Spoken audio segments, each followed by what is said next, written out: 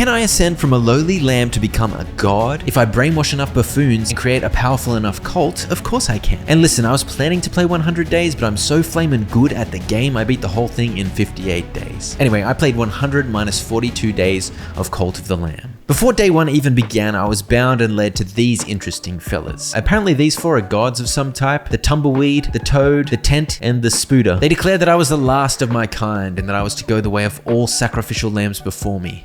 I was to be slaughtered. And so this wombat with the pentagram on his forehead swung his chunky axe, and it was all over. But wait, what is that blinding light? Why are these two cats so angry? Why is this guy in chains? Turns out he's the one who waits, and those four idiots from before are the ones who trapped him. And he wants vengeance. And the quickest way to vengeance is to start a cult. He gave me two options: yes or absolutely. It's one of these situations where I just feel like I don't really have a choice.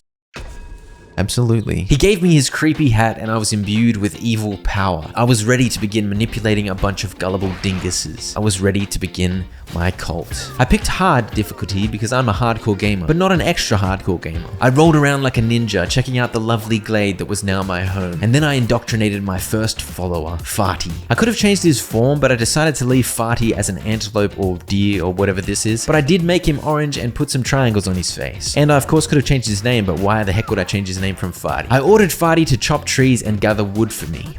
Good job, Farty. I collected some stone, wood, and berries before building a campfire. Looks like I'll have to feed my cultists, which is more responsibility than I was hoping for, but I guess sustenance is a worthy concern. And so I completed this incredibly difficult cooking minigame and made Farty a berry bowl. 15% chance of the follower pooping instantly.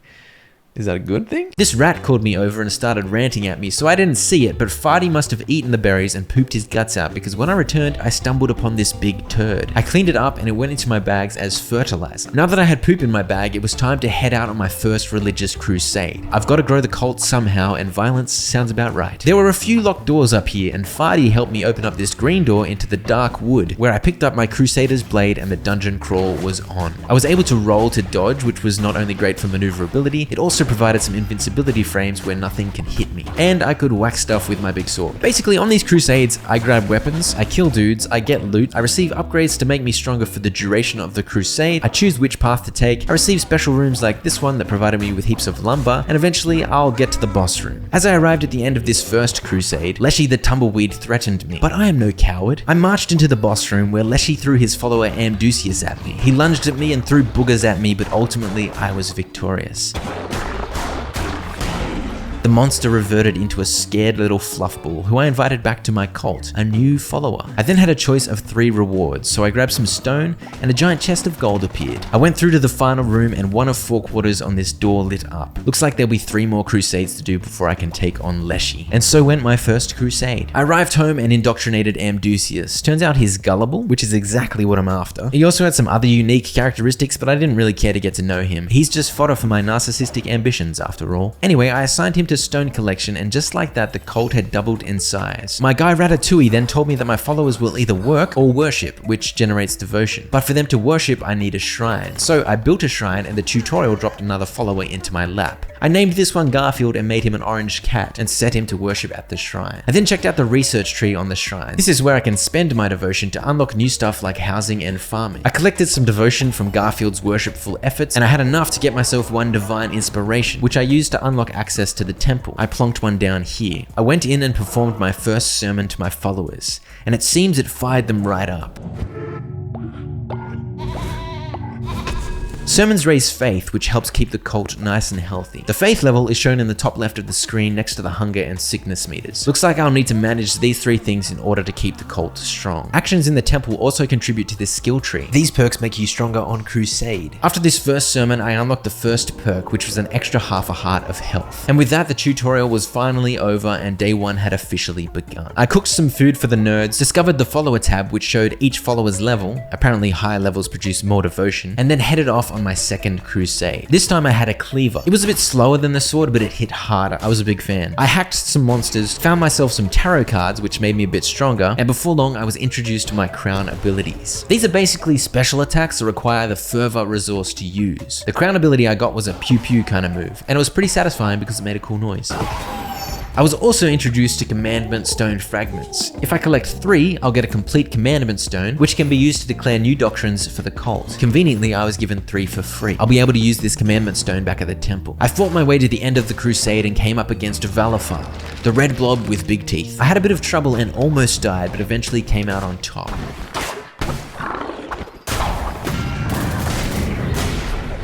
I sent Valafar home to indoctrinate later and was rewarded with a decorative blueprint. A candle atop a stone. That's true. It was well into day 2 when I returned home and Garfield complained about how gross the place was, so I cleaned up some poop before welcoming Bessie the cow and Valafar the red demon thingo into the cult. A bunch of devotion had accumulated thanks to my tireless worshippers, so I unlocked farm plots, built 9 of them over here, planted berry seeds and watered them. I should have a steady food supply now. I preached another sermon, unlocked bane weapons, which will allow poisonous weapons to appear when I'm on crusade, and then I used the commandment stone to declare a new doctrine. Oh, I did not know what I just did. Bonfire ritual, okay. So now I had access to my first ritual, which I guess is just dancing around a bonfire. It provides 30 faith. I need the bones of my enemies in order to do this ritual though, so I'll have to crusade some more before we can get a bonfire party going. Farty then thought it was about time we named the cult. What would I call the cult if I had a cult? Makes a lot of sense. It makes a lot of sense. I unlocked sleeping bags at the shrine, preached my daily sermon, and then it was off on crusade number 3. Convoke a violent eruption of powerful tentacles. Chance of poisoning enemies when attacking. Let's try the Bane Dagger. Oh, I can do both. Thus equipped with my shank and my tentacles, I rampaged through the crusade. And plenty of bones were coming my way, so doing some rituals was going to be no problem. Oh yeah, desecrated bodies, give me them bones. I demolished more weirdos, got myself a feather necklace that I can gift to a follower to increase their movement speed, and then stumbled upon Helob. Helob was clearly a Lord of the Rings reference, and he was kind enough to sell me Julon at 51% off, an absolute bargain. And Julob looked suitably relieved to escape the spider's web until I yeeted him into a portal, at which point he looked suitably terrified. I nearly died. I am nearly dead. I earned myself a blade upgrade. Well-balanced blade. Alright, I'll take it. And then met Kudai, who offered me a choice of 3 weapon upgrades. I grabbed the cleaver because I like the big chunky damage it does, and I cleaved all the way to the boss Baratos.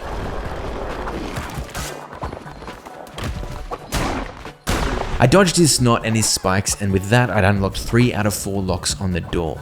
1 more to go. I arrived home on the afternoon of day 4 to a bounty of devotion that had accrued while I was off on crusade. So I sucked it all up and unlocked the farming bundle, which allowed me to build farmer stations and seed silos. I renamed Julon to Starfox and Barbatos to Moor and commanded them to both worship me. That made 7 followers total. I watered my berry bushes, cooked some food, and then built 7 sleeping bags. Because if my followers don't have appropriate bedding, I lose faith. I then gave my day 4 sermon. Today I want to talk to you all about the significance of we then enjoyed a nice bonfire ritual. It's not creepy at all.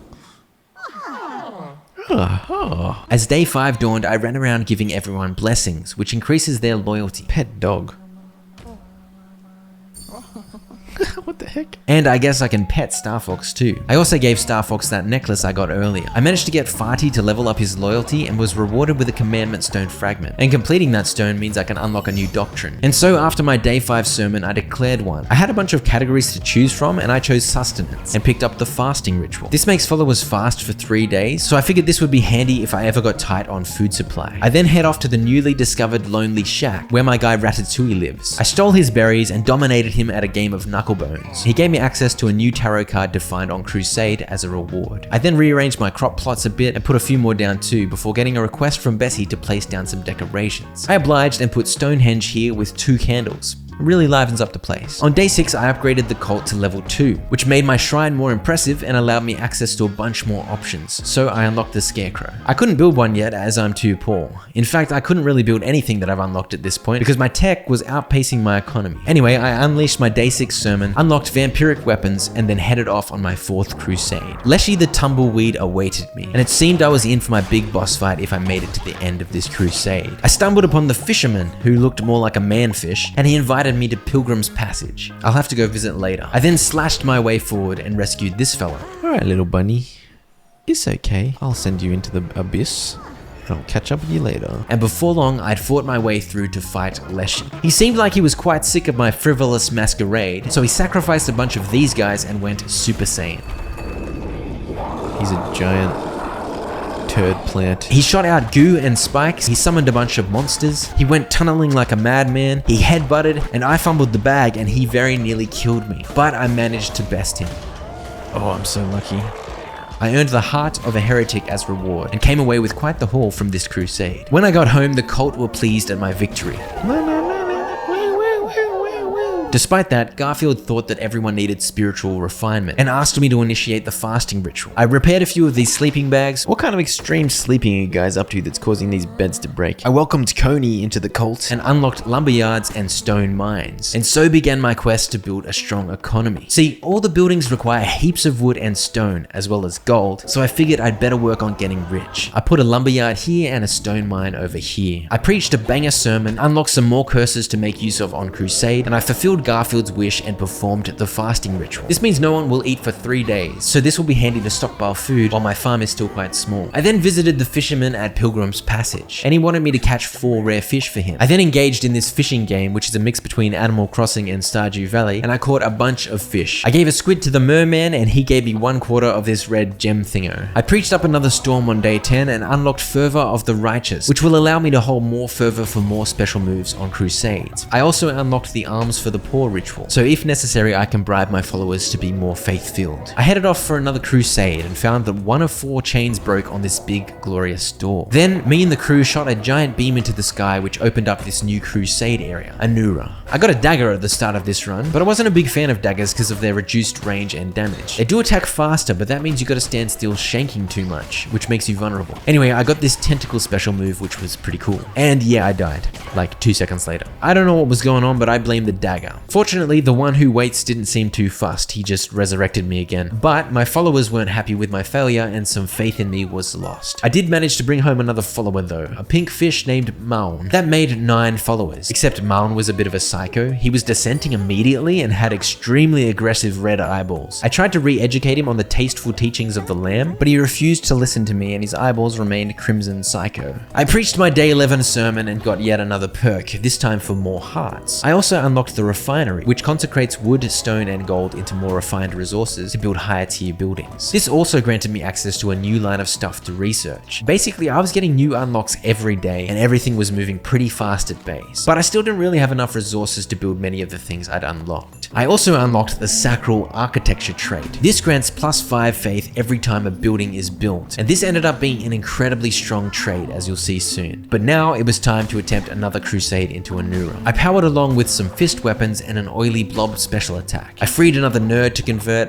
and made my way through to the boss Gusion, but I was on half a heart when I got there, and he proved too froggy powerful for me to fight. The Darkwood area was pretty easy, but Anura was proving too hard for my slow reflexes and incredibly small brain. When I got back, the pink fish was even more angry at me and the overall faith was looking kinda grim. So I preached a sermon and declared a new doctrine, both of which give +10 faith, which went a long way to restoring confidence. The doctrine I chose was a good one too, as it meant grass meals no longer had a negative impact on faith. This proved super useful, as whenever I was low on food, I could just feed everyone grass, which was a plentiful resource collected on crusades. Typically, if I fed everyone grass, I would lose heaps of faith and it wouldn't be sustainable. But with this perk, it essentially meant hunger was never really an issue for the rest of this run. Except for that one time I made everyone fast and a couple guys were starving, but that's a story for later. Amdusius then asked me to feed him poop. That's right, he wants to eat poop. For goodness sake, mate, what on earth is wrong with you? I fed him the poop and predictably it made him sick, so I sent him to bed rest so that he wouldn't die. Completing the quest earned me 20 faith, so my faith woes were well and truly resolved. I'd also built these shelter upgrades, which earned me 5 faith a pop thanks to the Sacramental Architecture trait. Pro tip, that grass trait and this Sacral Architecture trait, OP at maintaining hunger and faith levels. I also welcomed my 10th follower that I'd picked up on Crusade, Sparkles the Giraffe. And then I headed back on Crusade into the Darkwood, hoping to collect resources and get a bit stronger before I try Anura again.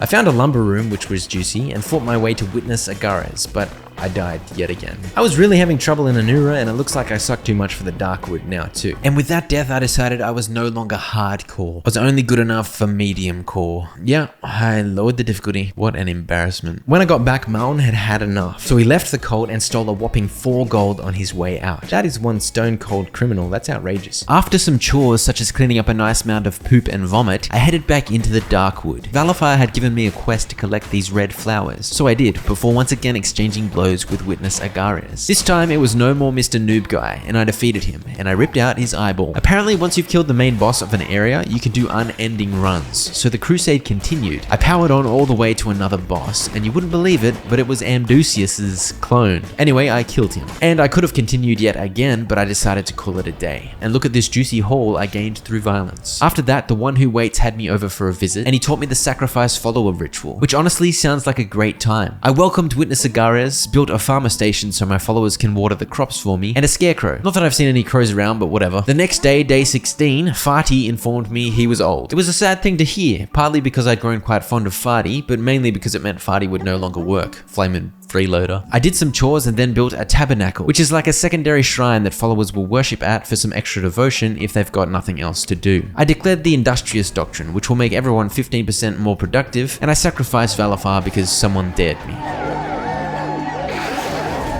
This gave me a bunch of points towards my crusade perks based on Valafar's level, so I unlocked a higher starting level of weapons which will come in very handy on crusade. The sacrifice disturbed Garfield in particular, but it put the whole cult on edge, causing a hit to faith, which I guess is fair if one of your peers literally gets sacrificed. I then went fishing and caught a crab and an octopus to give to Old Mate, in return for which I received 2 more pieces of the red gem. And then it was time to tackle Anura again. This time I got all the way to Guzhan with 4.5 hearts and took him out pretty easily. The one who waits abducted me yet again to tell me that he was giving me an offering chest, at which I can sell stuff with diminishing returns, but the prices reset daily. It was day 18 when I returned home and my lumberyard had collapsed, so I built 2 more. I welcomed this moose and this cabbage into the cult, bringing the follower count up to 12. I unlocked cheaper rituals, so it'll be 50% more affordable next time I decide to sacrifice someone, and then I headed back into Anura for another crusade. This mushroom told me about the Spore Grotto, which I'll have to visit later. I had a zealous weapon this run, which meant that collected fervor, that is the special attack resource, contributed to devotion, the stuff that unlocks researchers at the shrine. So I actually progressed heaps during this run. I fought Elagos the weird demon owl. He had this bug move and this zappy move, and it proved too much for me. I died yet again. Maybe I'm not even good enough for medium core after all. But that wasn't the worst of it. When I returned home, Farty was dead. I built a grave over here and buried poor Farty. R.I.P. Farty, never forget. And even after my sermon for the day, the faith was looking kind of low, so I performed the Alms for the Poor ritual and used gold to exert influence over these materialistic fools. That brought my faith back up to respectable levels. I cooked for everyone and then built a seed silo. I'd unlocked the ability to build this from the shrine at some point, and I put a bunch of seeds in it. This will allow followers to plant crops for me. I also built a few more farm plots. I unlocked the ritual of enlightenment and immediately performed it to increase devotion generation for a few days. I also performed the bonfire ritual to boost faith a bit, and the fasting ritual. Now, the fasting ritual takes a hit to the faith levels, but as much as the grass trait was carrying my food production, I was still a little bit concerned about how low on food I was. And that's why I thought fasting was a good plan for now, as it means I can stockpile food for the next 3 days and get ahead. I built even more farm plots so that I can increase berry production, and then received a quest to welcome 2 starving people into the cult. I happily welcomed them, as it brought my follower count up to 13, but I gotta say it was very bad timing. I had literally just declared a fast, so I wasn't able to feed these 2 hungry idiots for 3 whole days. Sorry fellas, you're just gonna have to stick it out. Hopefully you don't starve to death. This tanked my faith though, as the fact that they're starving cost me 10 faith, and the fact that I now didn't have enough beds cost me 20 faith. I built this fancy lamb statue because it's quite beautiful, and also because building it gave me some faith, and then headed off to the Spore Grotto, where I gave this lanky Sozo fella some mushrooms. He gave me the 4th quarter of this red gem in return. When I returned home, it was a disaster. Garfield had died, and Amdusius's fear of death had cost me 10 faith. I failed some quest I'd picked up earlier. I don't even know what it was, because clearly I forgot all about it, and that cost me 45 faith. Bessie's faith was shaken, and she'd begun to descent. I had literally bottomed out on faith. Moore warned me that if I didn't do something about it, a mass exodus would occur. Everyone was gonna leave the cult. Before tending to my faith crisis, I quickly checked out what the red gem could buy me. Another fleece, apparently, except they all had negative aspects as well as positive, and I didn't really like any of them. I grabbed the yellow one, but literally never wore it. I then buried Garfield, which got me 5 faith back. I then looked into doing a faith earning ritual, but they were all on cooldown. Thankfully, day 21 dawned, so I gave a sermon earning 10 faith, and then I came up with a master plan. I unlocked basic decorations, and I built a bunch of grass walls. But this didn't work, as apparently these don't count as proper buildings, so it didn't give me any faith. But not to worry, I made a discovery. I can get 3 faith every time I help a follower to build something, so I made sure to assist in as many grass wall builds as I could. I then built a bunch more farm plots, and this was the truly genius play as they give me 5 faith each. I earned myself an extra commandment stone and was able to unlock the Holy Day ritual, which gives everyone a holiday and earns a whopping 80 faith. I performed it immediately, and with that, the crisis was averted. Faith was restored, and it was time to head back on crusade. I had a much better run this time. My lifesteal sword served me well in keeping my health topped up, and my oil slicks were quite toxic to the poor bird boss. It reminded me of a pelican after an oil spill. Finally, I was 2 out of 4 done for Anura, halfway to the second main boss. But when I returned home, it was looking grim again faith-wise. I'm guessing because I periodically lose faith due to the starving idiots who decided to join my cult in the middle of a fast. What's worse, I failed another quest I'd forgotten about, and suddenly I was at rock bottom faith yet again. For goodness sake, running a cult is harder than it looks. At least I got to welcome Elagos to the cult. I preached my day 24 sermon and then chose to get the Ritual of the Ocean's Bounty, which I immediately performed to make special fish more likely to spawn, and also to cause double the fish to spawn. Just as we emerged from the fun and games in the temple, the fast finally ended, so I fed everyone. And this skyrocketed my faith back to full. Another faith bullet dodged. I upgraded the cult to level 3, unlocking access to even more stuff, and then more asked me to sacrifice him.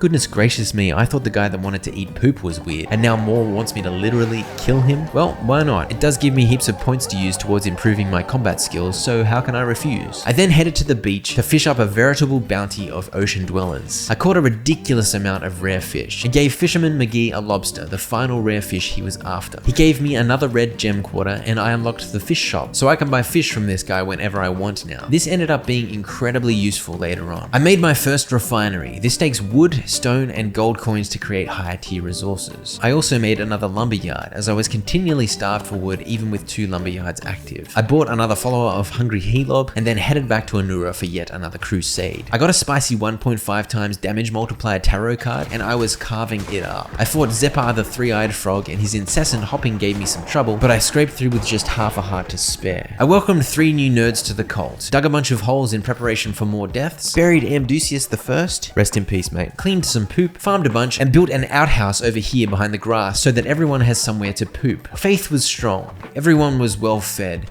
and I was slowly making all my followers more loyal by blessing them and giving them gifts. The cult was in good shape. I unlocked the belief in sacrifice doctrine, which will make sacrifices gain 20 faith. Honestly, it's great stuff. I preached my day 28 sermon and reached Might of the Devout level 3. This raised the level of weapons in crusades yet again, so I should be noticeably stronger. I made sure to turn some of my gold nuggets into gold coins at the refinery, and then headed off on crusade yet again. I got this extremely juicy chest room and basically tore it up with my newly improved weapons. I fought my way to Hecate the Frog, our second main boss, and he was pretty tough. He poked his big pink tongue at me, he sent swarms of flies, he hopped with great aggression, and he summoned lots of little froggies. And yet again, I died. We've already established I'm definitely not a hardcore gamer, and it's becoming pretty clear that I'm not even a medium core gamer. Honestly, this is a disgrace. There are always plenty of chores to do at home though, so at least I'm good for something. I spent a couple of days keeping busy around the base. I built a fertilizer silo so I can fill it with poo, and my followers will fertilize the crops for me. I also learned the Ritual of Resurrection, which will come in handy real soon, and placed down a harvest totem here, which increases the growth speed of all nearby crops. I then set out to redeem myself on crusade. I was very pleased to find 3 wood rooms in a row, because I really do need lots of lumber. I also got a tarot card that meant I consumed less fervor, and so I was able to use my special ability more liberally this run. And with trepidation, I arrived to fight Hecate once more. I got him down to his second phase this time, but I was on half a heart. He was shooting a disturbingly large number of tongues everywhere, and he was shooting kamikaze bee things at me. But I was light on my feet and pulled off a no-hit phase 2, and I came away victorious. Finally, Anura was completed after way too many deaths. My cult was suitably impressed. To celebrate, I built 2 more lumberyards, I built a healing bay over here, and I unlocked the Good Die Young trait, so now it is in my best interest to sacrifice all my elders for extra faith, rather than letting them die of old age. Again, it's very wholesome stuff. I really hope my dad doesn't see this. The big door's second chain broke, and me and the crew shot another beam in the sky to open up access to Anchor Deep. This underwater kind of theme was pretty sweet, and I carved up some enemies before getting this tarot card that doubled enemies' fervor drops. This meant I had way more resources available to use my special move, which was strong. strong. I also got my first super rare tarot card. It was very shiny. Having it meant that if I fell down to half a heart, all enemies would take crazy damage. I rescued this fella, and then Calamar the Tent interrupted me and placed a sickness upon Witness Agares back at home. How rude. I arrived to fight Celios, who was quite spiky, and I found my special attack was doing crazy damage. He did manage to get me down to half health though, which set off the tarot card from earlier, and that did a chunk of damage. And I managed to heal back some health with procs from my vampiric cleaver. Ultimately, I was victorious. I accepted some cauliflower seeds as a reward, and that was one of 4 crusades done for Anchor Deep. When I returned home, I upgraded the cult to level 4. That's max level. And I welcomed these 2 fellas, bringing the follower count up to 16. Then Sparkles gave me a quest to rescue 2 starving followers, so that boosted the follower count up to 18. The cult is getting big. I popped Witness Agares into the healing bay so that he was instantly healed. This cost 15 of the red flowers, and built some beds to accommodate the new followers. I also upgraded a few shelters. I unlocked the Grieve the Fallen doctrine so that I can build gravestones for my deceased. I sacrificed this old cow, RIP fella, and then I figured I might as well resurrect Amdusius since he was my highest level dead follower. I also did the fishing ritual. By the way, I had upgraded the farming operation by this point, so the followers harvested the crops too. They were pretty slow at it though. Gusion asked me to feed him poop. Okay, you can eat some poop, you idiot. So I obliged and cooked him up some poop soup. I then went fishing again to make use of my fishing ritual. But there were like 40,000 fish and I got bored in 2 seconds and decided to go on crusade instead. This run was the first time I used a hammer. Even though it did insane damage, I didn't really like it as it was quite slow. And I found it too clunky for the fast pace of this game's combat. Calamar was up to his tricks again, and this time he diseased 6 of my followers at once. Extremely rude behavior. That's 1/3 of the cult out of action. Thankfully, he managed to disease a bunch of followers who are coprophiliacs, so they actually like being sick, and this raised their faith by 10 each. There are a bunch of poop-eating, sickness-loving weirdos in this cult, man. It's ridiculous. Anyway, I got 2 further tarot perks this run, so I was able to pop off with the special attacks. I had this frosty AoE, and I was able to use it pretty freely, but then I was offered cleansing fire, which in my opinion is even stronger. If you get in close, all 3 projectiles will hit your target and do insane damage. Look at me explode this guy. And then I fought the boss, Harborum. His spirally shenanigans were no match for me shotgun blasting him repeatedly in his ugly head, and I defeated him fairly easily. And with that, I was 2 out of 4 for Anchor Deep. I arrived home very excited to be able to unlock Lumberyard level 2, as I do love lumber. There was heaps of vomit by the outhouse, so I cleaned up the mess and made sure all my sick followers were on bed rest. I couldn't send any of them to the healing bay because I had no red flowers left over. They'll have to recuperate the long way. I unlocked the Ascend follower ritual, mainly because I didn't feel comfortable learning how to murder, and then buried my good dog Star Fox. And then it was off to Anchor Deep again. This weirdo Plimbo invited me to Smuggler's Sanctuary to purchase illegal goods, so I'll have to pay him a visit later. But for now, it was time to destroy Beelzebub. I killed him in 4 uses of my special attack.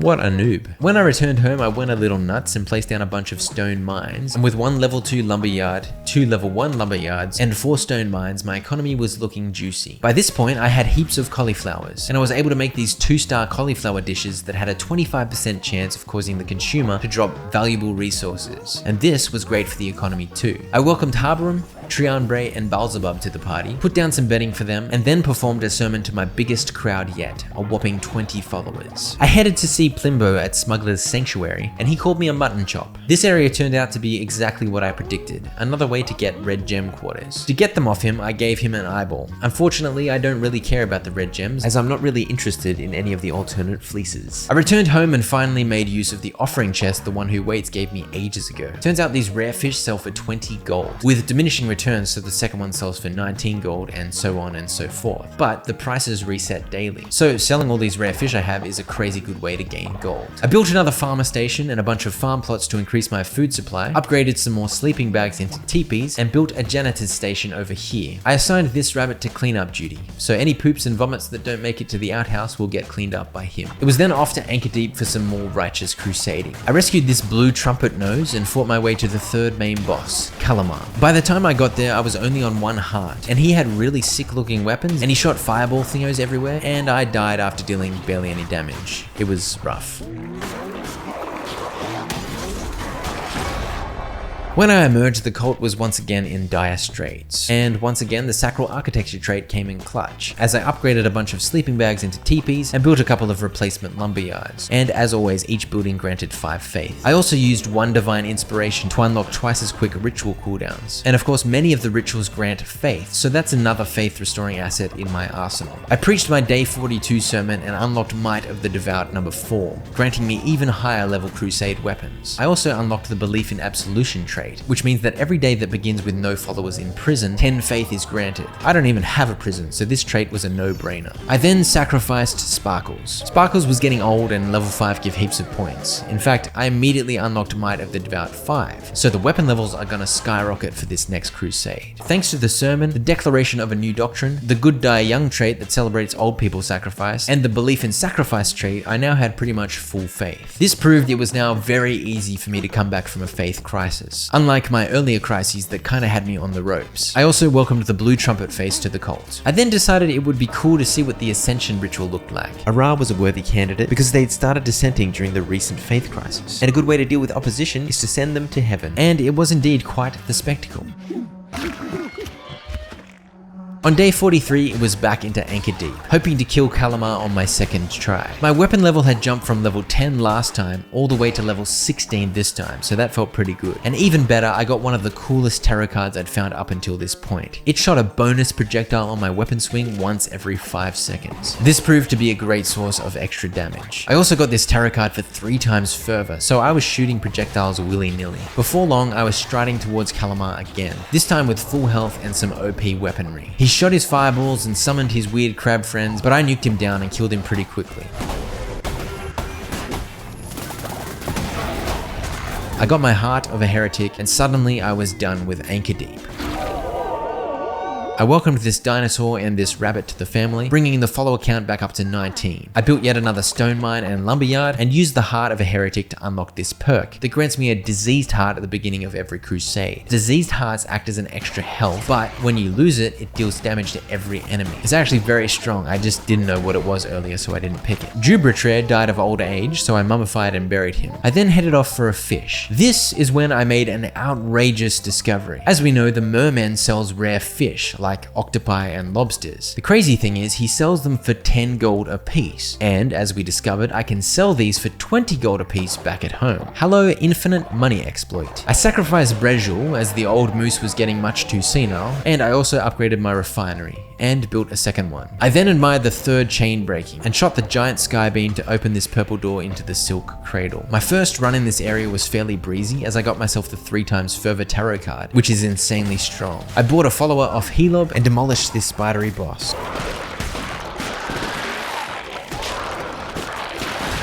I welcomed these 2 into the cult, bringing the follower count back up to 18. I had a quick fish, buried this fella, and headed back into the silk cradle. I discovered a sign that directed me towards Midas's cave. I'll have to check that out later. And other than that, I just kind of dominated. I don't know why, but it was suddenly pretty easy. I defeated this bullfed Vefar, no worries. I welcomed Yaranjul, Fejul, and Vefar into the cult, did a few chores, buried Gyujian, who inconveniently died on me, and then paid a visit to Midas's cave. Predictably, it was full of gold. This definitely screamed endgame content. There was a bunch of expensive stuff that I largely ignored, but what caught my eye was the opportunity to sacrifice one of my followers. How could I resist? Coney was getting old, so it was bye-bye and welcome to life as a gold statue. And you wouldn't believe it, but I got a red gem quarter in return. Fair enough. Then it was off to the silk cradle yet again. Outrageously, Shimura appeared and turned 2 of my followers against me, forcing me to kill them. But I did find this beautiful red flower room, so that was nice. I fought my way to this scorpion fella, Horus, and he gave me a bit of trouble, but in the end I dispatched him with half a heart to spare.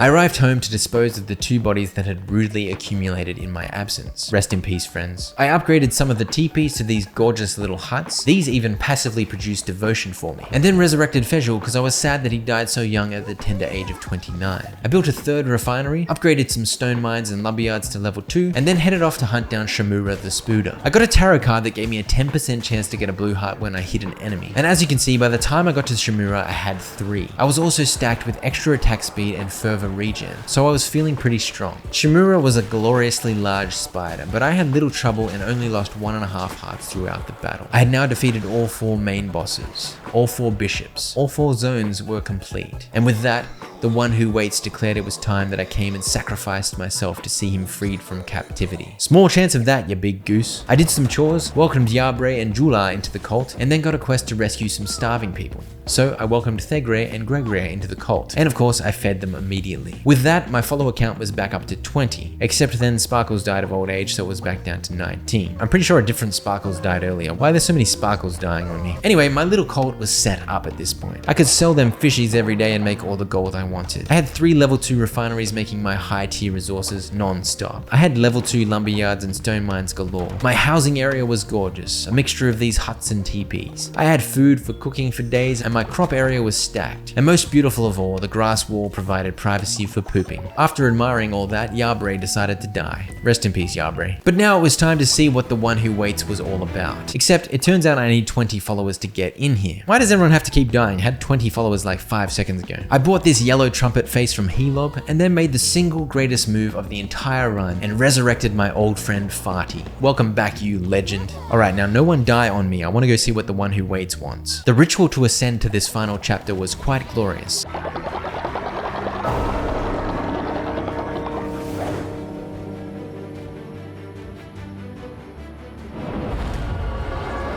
I found myself in the pearlescent clouds with a choice of weapons to make. I went for this missile special attack and this zealous gauntlet. I strode forth. It looked quite majestic. The one who waits and his 2 cat friends awaited me. He told me to relinquish my crown, to lay myself down as a sacrifice. But this cheeky bugger had captured my followers. How dare you cage Farty like that? Honestly, I would have let you have the other 19, but for treating Farty like that, you are dead. He demanded I kneel and accept my fate. I of course refused.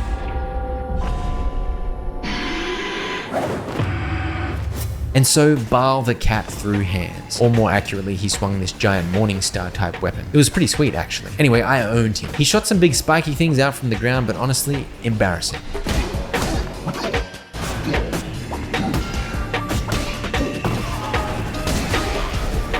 And so it was Aim's turn, feline number 2. Aim was a bit trickier with his circles of fireballs, his cheeky teleporting around the map, and his spiky things were much more scary. So he actually did a fair bit of damage to me, but I got him down.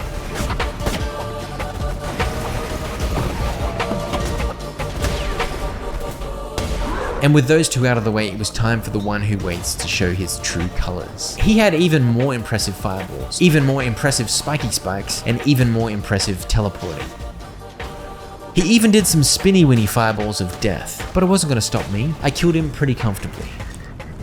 But what's this? Fire in the darkness? Phase 2?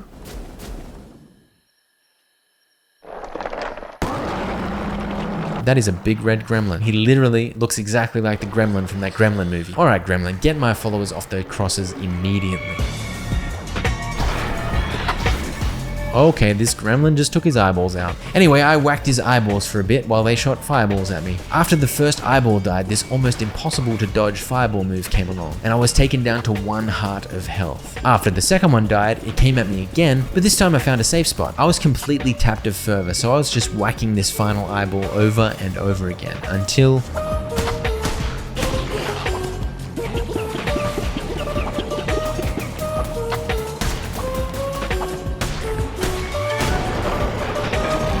The gremlin collapsed, nearly finished, and I whacked him a few more times.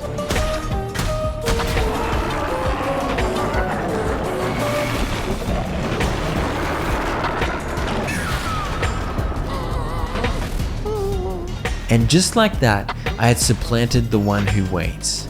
I was now a god. And to rub it in his face, I spared him and allowed him to become a follower. Hilarious stuff, honestly. Anyway, the crew were pleased at their rescue, and I did a floating dance for a bit. And that is how I became God. I read some massive monster credits and then emerged to realize it was only day 56. But I decided I wasn't quite done. My little glade could use some attention. And so I spent a couple of days decorating. I placed down some flooring, I rearranged and walled my crop area, I moved my temple over here and made it a bit more pretty, I centered my living area and placed down walls and flooring, and overall I made the place that little bit more beautiful. And that'll do it, I guess. From lowly lamb to literal God. Thank you for watching. Check out this epic movie chasing down perfection in 300 days of Stardew Valley. Cheers.